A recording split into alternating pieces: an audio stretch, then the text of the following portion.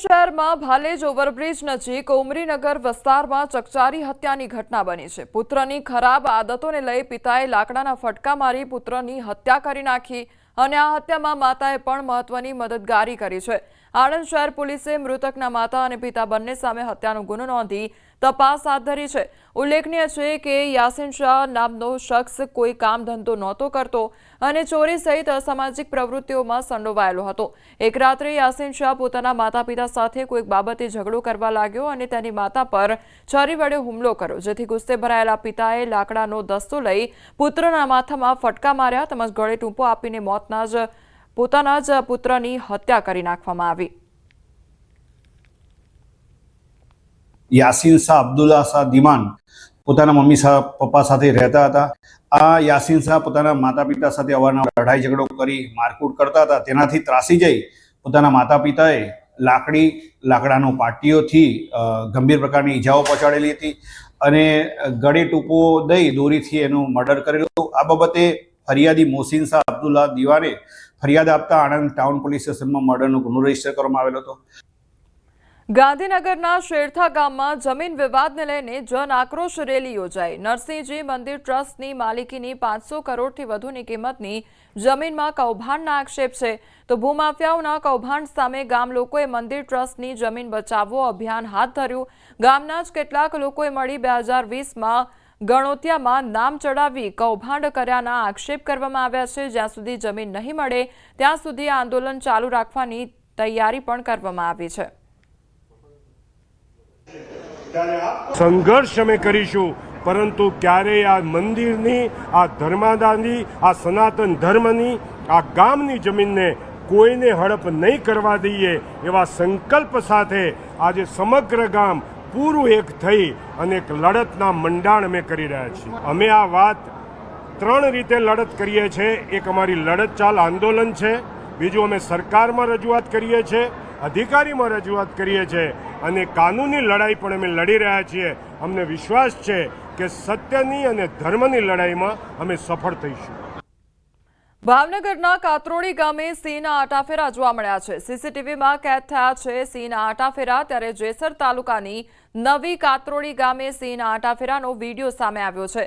કાતરોડીમાં આવેલી સરકારી શાળાના ગ્રાઉન્ડમાં આટાફેરા માર્યા હતા અને ત્યારબાદ શાળાની આસપાસ દેખાયા હતા।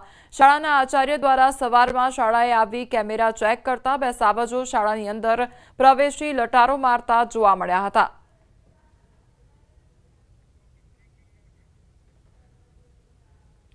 મહેસાણાના શંખલપુરમાં ઇનામી ડ્રોના નામે ઠગાઈ આચરવામાં આવી છે અને 6 ઈસમો ઝડપાઈ ગયા છે આખી ઘટનામાં। ત્યારે બહુચરાજી પોલીસ સ્ટેશન વિસ્તારમાં ઠગાઈ કરતા હતા।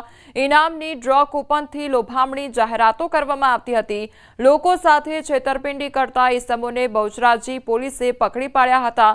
શંખલપુર ગામમાં હર હર મહાદેવ એન્ટરપ્રાઇઝ નામની કૂપન આપતા અને ધમાકા ઓફરવાળી ઇનામની ડ્રો સ્ક્રેપ કૂપન લઈને આવેલ 6 ઈસમો સામે કાયદેસરની કાર્યવાહી કરવામાં આવી। ત્યારે આરોપીઓ લોકોને લોભામણી લાલચ આપીને અને સ્ક્રેચ કરવાના બહાને તેમની સાથે ઠગાઈ કરતા હતા।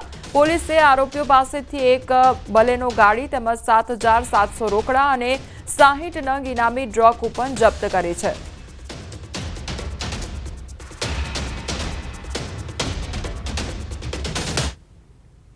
અમદાવાદમાં અસામાજિક તત્વોનો આતંક યથાવત જોવા મળી રહ્યો છે। ફતેવાડી હાફિઝજી મસ્જિદ પાસે યુવક પર જીવલેણ હુમલો કરવામાં આવ્યો છે।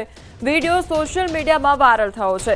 ઇમરાન મંસૂરી નામના યુવકને પેટના ભાગે છરીના ઘા મારવામાં આવ્યા, તો યુવકને સારવાર અર્થે સોલા સિવિલ હોસ્પિટલ ખાતે ખસેડવામાં આવ્યો છે। હાલ ઇજાગ્રસ્ત યુવકની હાલત ગંભીર છે। આરોપીઓ ઝઘડાના મામલાને લઈ સમાધાન માટે આવ્યા હતા। સમાધાનના નામે બોલાવી યુવક પર હુમલો કરવામાં આવ્યો હતો। આરોપીઓએ સોશિયલ મીડિયામાં ધમકી આપતો વીડિયો પણ ફરતો કર્યો હતો। અમદાવાદ શહેરમાં અસામાજિક તત્વોનો આતંક વધી ગયો હોય તે પ્રકારની ઘટનાઓ હવે વધતી જઈ રહી છે। અહીંયા યુવક પર હુમલો કરવામાં આવ્યો છે અને આખો વીડિયો પણ સોશિયલ મીડિયામાં અત્યારે ફરતો થયો છે અને ધમકી પણ આપવામાં આવી છે તે પ્રકારનો વીડિયો પણ સામે આવ્યો છે। સમાધાનના નામે આ યુવકને બોલાવવામાં આવ્યો હતો અને ત્યારબાદ તેના પર હુમલો કરવામાં આવ્યો હતો।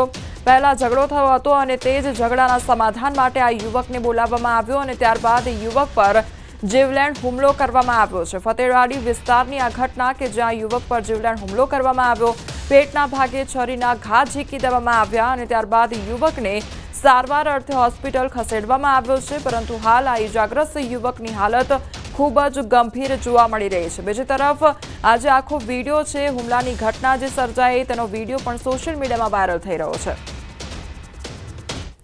સંવાદદાતા નવીન અમારી સાથે જોડાઈ ગયા છે। નવીન, અમદાવાદ શહેરમાં ફરી એક વખત અસામાજિક તત્વોનો આતંક જોવા મળ્યો છે, શું અપડેટ મળી રહ્યું છે?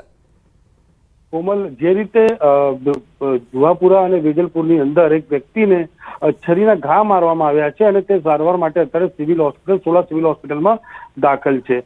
મહત્વની વાત એ છે કે જે આરોપીઓ છે તે લોકો જે ઘટનાને અંજામ આપ્યા બાદ બિંદાસ વિડીયો બનાવે છે, જેમાં વિભસ્ત ગાળો જે છે તે બોલવામાં આવી રહ્યા છે અને તે વિડીયોને તે વાયરલ પણ કરી રહ્યા છે અને જેના આધારે વિડીયો જે છે તે સોશિયલ મીડિયામાં હાલ વાયરલ થયું છે।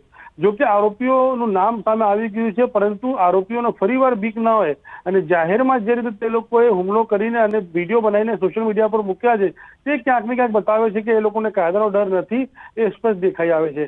જો કે અત્યારે પોલીસે માત્ર ફરિયાદ લઈ અને આરોપીને પકડવાની વાત તો કરી રહી છે, પરંતુ આવા લોકો સામે ફરિયાદ દાખલ કરી અને હજી ધરપકડ નથી કરી અને સૌથી મોટી વાત છે કે તે લોકો જે રીતે સોશિયલ મીડિયામાં વિડીયો પણ નાખી રહ્યા છે તે સૌથી મોટો સવાલ અહીંયા ઉભો કરી રહ્યો છે। કોમલ જી નવીન, સમગ્ર માહિતી બદલ આપનો આભાર।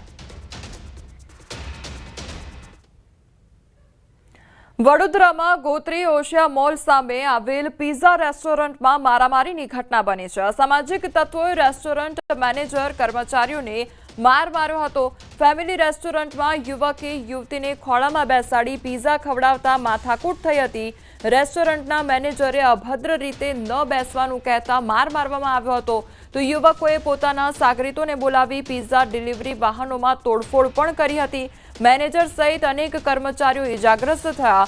લક્ષ્મીપુરા પોલીસ સ્ટેશનમાં સમગ્ર મામલો પહોંચ્યો તો રેસ્ટોરન્ટના અંદરના સીસીટીવી ફૂટેજ પણ સામે આવ્યા છે।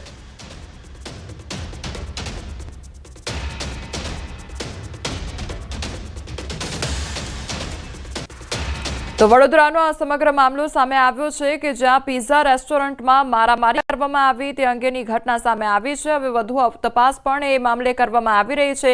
એક તરફ એ સીસીટીવી ફૂટેજ પણ સામે આવ્યા છે કે જ્યાં યુવક દ્વારા જે યુવતી છે તેને ખોળામાં બેસાડીને પિઝા ખવડાવવામાં આવી રહ્યા હતા અને તે દરમિયાન ત્યાં રેસ્ટોરન્ટના જે મેનેજર છે તેમના દ્વારા તેને વાત કરવામાં આવી હતી। આખો મામલો ઉશ્કેરાયો અને ત્યારબાદ મારામારી થઈ હતી।